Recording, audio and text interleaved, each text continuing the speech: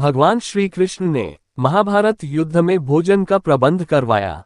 कुरुक्षेत्र में लड़े गए महाभारत के युद्ध में लाखों सैनिकों ने भाग लिया था। अब सवाल यह उठता है कि इन लाखों लोगों के लिए भोजन कौन बनाता था और कैसे ये सब प्रबंध करता था। सवाल ये भी उठता है कि जब हर दिन हजारों लोग मारे जाते थे तो कैसे शाम का खाना हिसाब किताब से बनता था।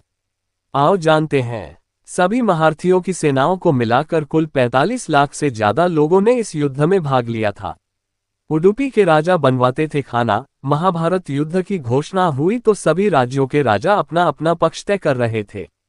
कोई कौरवों की तरफ था तो कोई पांडवों की तरफ। इस दौरान कई ऐसे भी राजा थे जिन्होंने तटस्थ रहना तय किया था।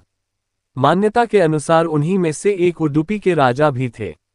उन्होंने श्री कृष्ण के कहने पर भोजन का प्रबंधन संभाला। किंवदंती के अनुसार उन्होंने श्री कृष्ण के पास जाकर उनसे कहा कि इस युद्ध में लाखों योद्धा ल होंगे और युद्ध करेंगे न, इनके भोजन का प्रबंध कैसे होगा।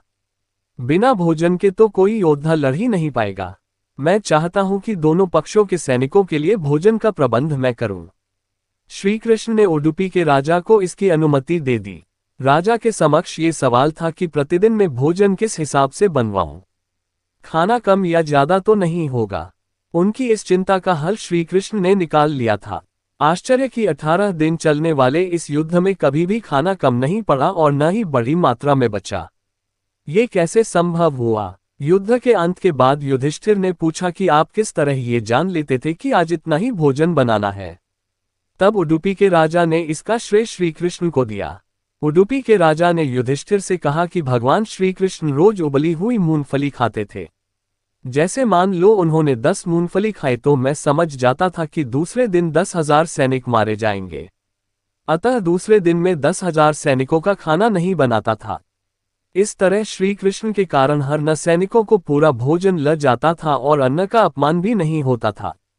कृपा करके लाइक, शेयर और सब्सक्राइब करें।